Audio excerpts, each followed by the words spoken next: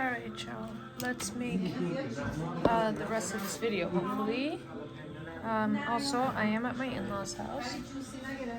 So, don't mind the background noise. What is it, baby?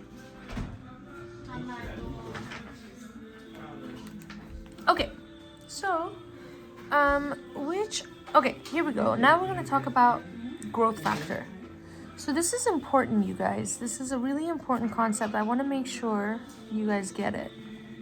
So when we have different situations, okay, like this one, this is a situation where we start out depositing $200 and our rate is 2.5%. You see it right there with the decimal moved over. And it is compounded 4 times a year. So it's compounded quarterly. That's what this formula tells me. Over here, I have a situation where I've started with 120 of something. And the presence of this E tells me that it's compounded continuously. And then that 0.2 is actually a 20% rate, okay? So this thing is growing at a 20% rate. And then over here, we have a situation where something is compounded annually. And the reason I know that is because there isn't a lot of stuff divided and there's no E. It's compounded annually. No, tell him I said it was okay. I said it's okay. She wasn't like, okay. And then here we have 1 minus 0.2. This looks familiar. Were we looking at this earlier? We were looking at this earlier. Look at that. You see? It's the same one from over here. It's compounded annually, and we're actually losing 20%. Okay? All right. Now, the reason that I went into this much... Does this come up later? I don't think it does. Yeah. The reason I went into it is,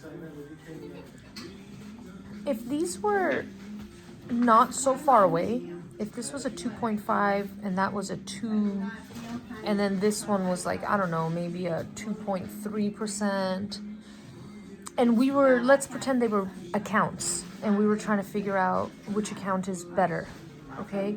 We would have to figure out the true growth factor of each of these and compare them to decide which account is the best account, all right? So let's pretend that's what this is, even though clearly if this was an account, the one with the 20% rate would be better. I want to make sure you guys know how to calculate the growth factor. The growth factor is like a b that is raised to the x. That's it, just the b to the x. So that means when we're looking at this situation right here, I need to know what all of that is, so that it can be whatever all of this is, including that 4 in the exponent, to the x. All right, so watch. I'm gonna do a 1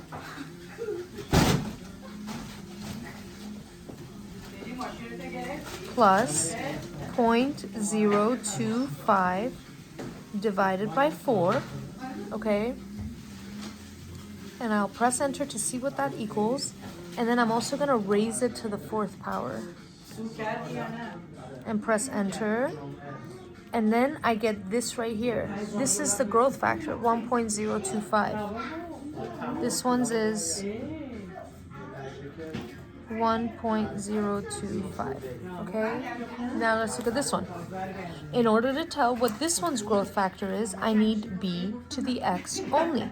In this situation, I need to see what e to the 0.2 is. All right, so I do e to the 0.2 and press enter, and I get that this chunk right here is equal to 1.22.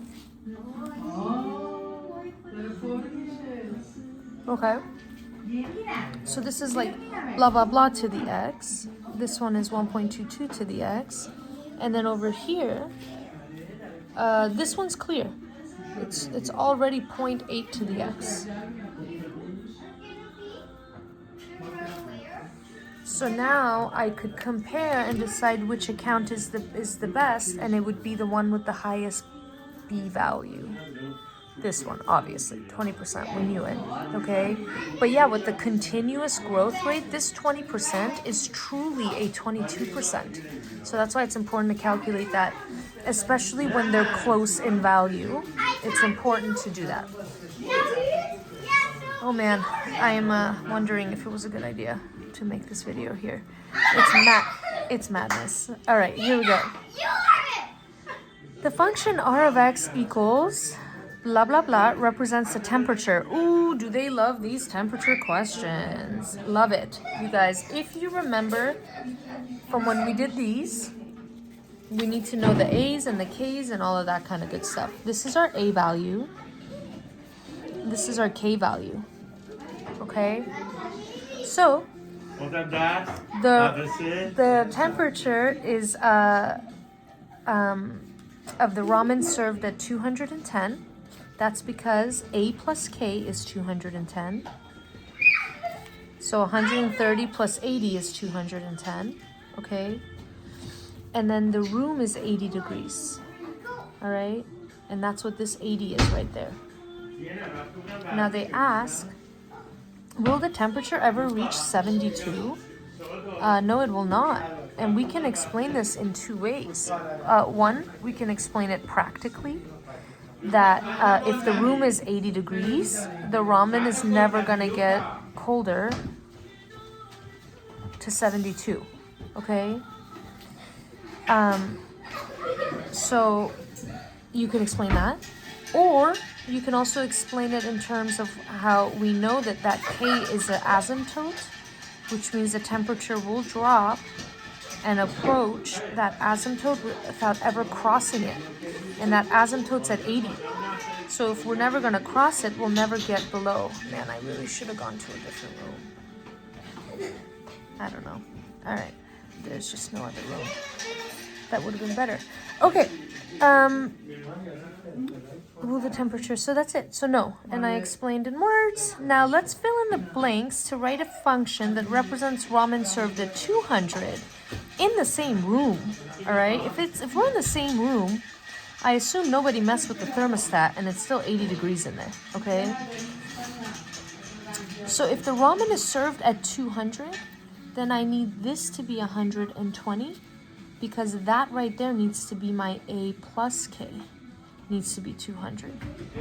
So a plus 80 needs to be 200, which makes a, if you subtract the 80, it makes a 120.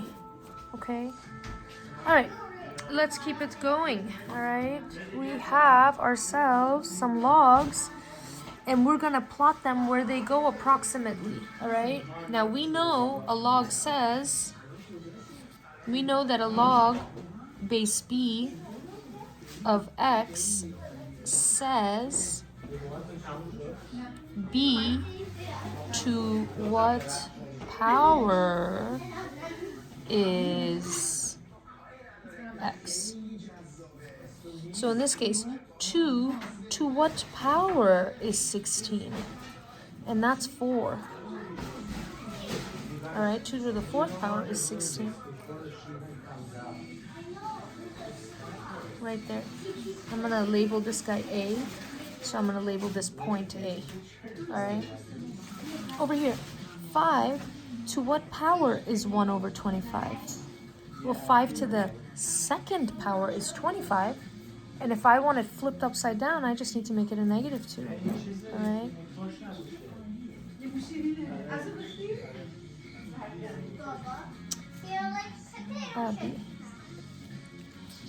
Over here, ln means e. E to what power is e? Is 1 over e to the third.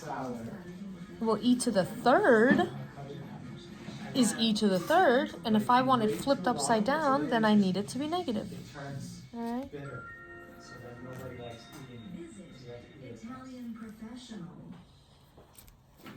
Here, 2 to what power is 6? Well, 2 to the second is 4, and 2 to the third is 8. I can't. I'm good. Okay, so this is going to be somewhere in between 2 to 3, all right? Somewhere in the middle. I would guess closer to 3 than 2. But no one's trying to be that harsh about it. Over here, 9 to what power is 18? Well, 9 to the second is already 81, all right? So this is 1-ish. Pretty dang close to 1, I would say, all right? It's at least 1, by the way, just a little more. So there we have it. All right, let's keep going. Oh my gosh. If you speak Farsi, you relate that they're always trying to make you eat something. Do you hear them? Do you hear them telling my kids to keep eating? Okay. Now we're gonna solve. Can you... Okay, I think this... I did this. It says solve, and it says, can you leave unrounded answers in terms of log or ln? I don't know. Something like that I meant. So here we go. Here's the first one. And what we got to do is divide both sides by 2. All right? And we have 10 to the power of x equals 500. Okay? And then now we write this in logarithmic form to get the x out of the exponent, all right? So log base 10 of 500 equals x. All right, and then we're going to, I'm going to definitely be stopping this video after this one, because after this page, it's way too loud. Here we are, log base 10 of 500 is x. This is a perfect answer that does not need to be changed, all right? This is unrounded, it's wonderful. I don't even need to write that 10. I could just say x equals log of 500. But if you really wanted to, you could see what log of 500 equals, and it's 2.699, let's say. All right? Okay, over here, step 1, let's add this 5 to both sides. And we get 15 equals 2 to the x. And now writing it in logarithmic form means that log base 2 of 15 equals x. And this is a perfect unrounded answer. All right, that's what I mean. However, if you wanted a rounded answer, you would figure out what log of 15 divided by log of 2 equals. That's the change of base formula, all right? You just do log of the 15 divided by log of 2, right there. And that would tell us... And you absolutely could use ln instead of log. You'd still get the same 3.907. Watch. Divided by ln of 2. See? 3.907, the same thing. Okay, as long as the log that you use on the top is the same as the log that you use on the bottom, that ratio will come out the same. Okay? All right, and now here we are. This one is a log equation to solve. We divide both sides by 5. to get the log base 2 of x equals -3. And now to get the x out of the log, I'll write this in exponential terms, which is same base of 2 and swap the numbers. 2 to the -3, same as the way I did this, right? Same base of 2 here, swap these numbers, and then that's exactly what I'm gonna do here. 2 to the -3 equals x, which means that x equals 1/8. Right? Because 2 to the -3 power is 1/8. It's the same as 1/2 to the +3 power. Okay? Alright, let's keep it going. We're gonna divide both sides by 25 to get e to the 0.25x equals 3. And now the way I solve this is you could put it in logarithmic form with ln. But let me do this one the way I like to do these, alright? I like to ln both sides to get rid of e. And then these cancel, and we get 0.25x equals ln of 3. And then we divide both sides by 0.25.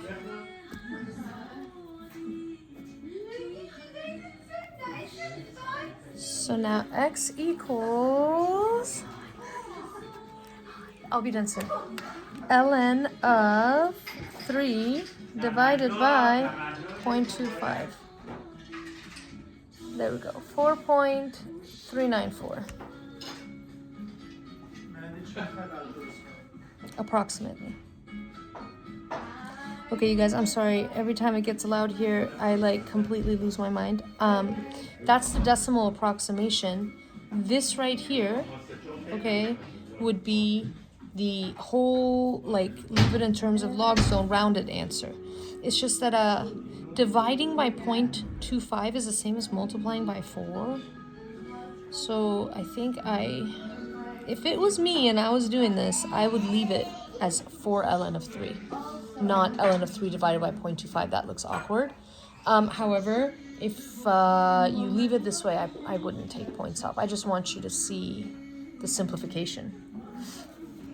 Okay, let's hustle before people start singing Tavalud again. We're gonna ln both sides. All right. That's the way I get rid of e, is ln both sides. But you can turn this into exponential form just like we did these other problems. So I want you to know it's not wrong. I just want to show you another way. The ln cancels the e. We get x plus 3 equals ln of 10. And now all I got to do is subtract 3 from both sides. So we get x equals ln of, okay, I'm going to put the 10 in parentheses and write the -3 at the end. It's super important to make sure we understand what's inside the log and what's not.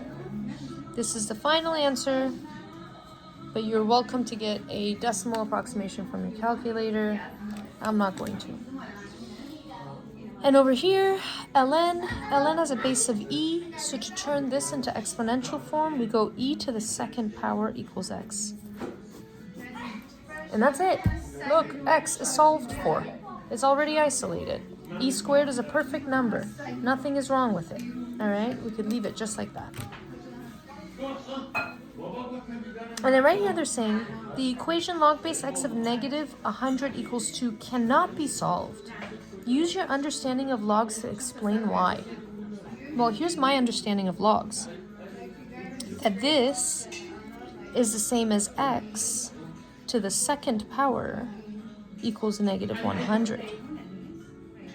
And I know that I cannot square a real number and get a negative number. So that is why we cannot take the log of a negative number. All right? Okay.